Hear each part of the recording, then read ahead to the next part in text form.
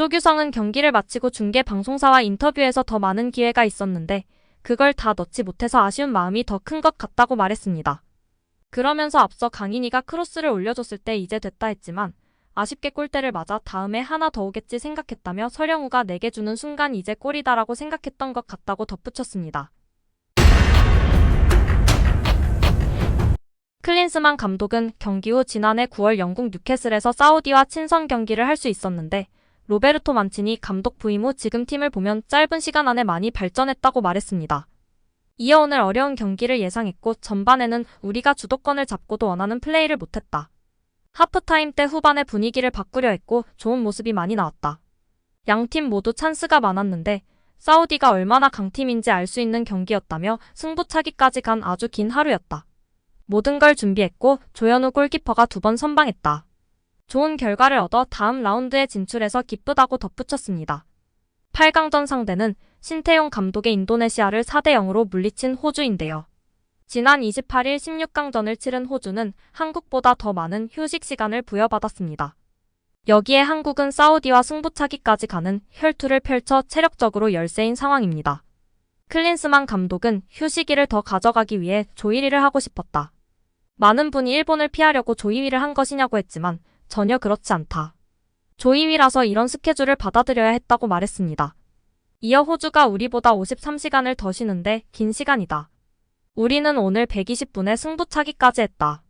하지만 오늘 승리가 팀에 긍정적인 에너지를 줄 거로 기대한다고 목소리를 높였습니다.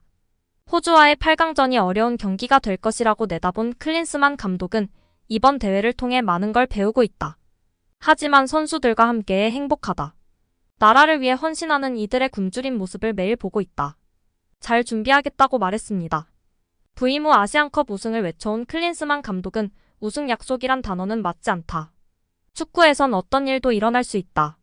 우리는 우승이라는 목표를 갖고 대회에 임한다. 어려움이 있겠지만 좋은 모습을 통해 우승하려고 최선을 다하고 있다고 말했습니다. 슬그머니 우승 못할 시 책임을 회피하려는 물타기를 시도하는 것 같은데요. 그러면서 클린스만은 한국은 이 대회에서 우승한 지 너무 오래됐다. 선수들의 능력을 보면 충분히 우승이 가능하다고 생각한다며 남은 여정이 쉽지 않지만 원하는 목표를 위해 최선을 다하겠다고 강조했습니다. 이제 정말 토너먼트입니다. 경기력에서 만족감을 느끼기 원하는데 그것이 안 되는 클린스만입니다. 우리 선수들 애 많이 썼습니다. 조규성, 설영우, 조현우 등 기존의 활약이 미비했던 선수들이 이번 16강전에서 한 건씩 해주면서 클린스만을 기사회생시켰습니다. 조규성은 경기를 마치고 중계 방송사와 인터뷰에서 더 많은 기회가 있었는데 그걸 다 넣지 못해서 아쉬운 마음이 더 큰 것 같다고 말했습니다. 그러면서 앞서 강인이가 크로스를 올려줬을 때 이제 됐다 했지만 아쉽게 골대를 맞아 다음에 하나 더 오겠지 생각했다며 설영우가 내게 주는 순간 이제 골이다라고 생각했던 것 같다고 덧붙였습니다. 경기 후 조규성은 이겨서 기분은 좋지만 기회를 더 살릴 수 있었다. 승부차기까지 하지 않아도 되는 경기였는데 아쉬운 부분이 있다며 동점골 순간에 솔직히 좋다기보다 여태까지 아쉬움이 더 컸던 것 같다. 엄청 좋아하진 못했다. 이제 한 골이 들어갔네 라는 생각을 했다고 했습니다. 손흥민과 포옹하며 골의 기쁨을 나눴는데요. 흥민이 형이 뭐라고 얘기하는지 들리진 않았다고 했습니다. 사우디의 골키퍼 아흐메드 알카사르는 연이은 선방으로 한국 공격진을 힘들게 했습니다.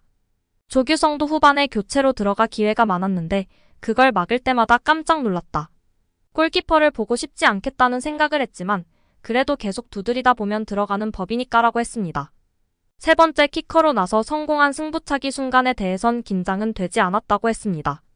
조규성은 연장전에서 결정적인 득점 기회에 슈팅 대신 패스를 선택해 아쉬움을 남기기도 했습니다. 연장 후반 3분 역습 기회에서 상대 골키퍼가 골문을 비웠지만 조규성은 슈팅 대신 옆으로 패스를 내주며 기회를 놓쳤습니다. 이에 대해선 제가 생각한 것보단 터치가 조금 짧았다고 봤다. 홍현석 선수가 더 완벽하다고 봐서 줬는데 지금 생각하면 때릴 걸 후회가 된다. 형들이 왜 안 때렸느냐고 하면서도 격려해줬다고 답했습니다. 조규성은 회복이 첫 번째다. 회복을 잘해야 한다며 호주 선수들을 보니까 키가 엄청 크더라. 그래도 열심히 부딪혀보겠다고 했습니다. 이날 경기가 열린 에듀케이션 시티 스타디움은 조규성에게 특별한 곳이었습니다. 지난 2022 카타르 월드컵에서 조별리그 두 번째 상대 가나와 경기를 펼친 장소입니다. 이 경기에서 조규성은 머리로만 멀티골을 터뜨리며 일약 스타덤에 올랐습니다. 비록 2대3으로 패했지만 16강 진출의 원동력이 된 1전이었습니다. 조규성은 처음 도착했는데 많이 봤던 곳이었다. 형들이 가나랑 경기를 했던 곳이라고 얘기해줘서 그냥 웃었다. 몰랐다며 얘기를 듣자마자 됐다고 생각했다고 했습니다. 지난해 9월 사우디와 평가전에서도 골을 넣었던 그는 사우디가 쉽지 않은데 저번에 한 골을 넣긴 했다. 이번에도 머리로 넣어서 인범이 형이 농담으로 머리로만 축구하라고 했다며 웃었습니다. 이날 경기장에는 42,389명의 관중이 찾았습니다. 대부분이 사우디 팬들이었습니다. 한국은 붉은 악마 응원단 약 20명과 현지 교민 등이 힘을 불어넣었습니다. 마지막으로 분위기가 사우디의 홈 경기장인 줄 알았다면서도 붉은 악마 분들이 골대 뒤에서 열심히 응원해주셨다. 목소리가 다 들렸다. 한국말은 잘 들린다며 감사함을 전했습니다. 이제 우리나라는 내달 3일 피파 랭킹 25위 호주와 준결승 진출을 다투는데요. 한국은 23위입니다.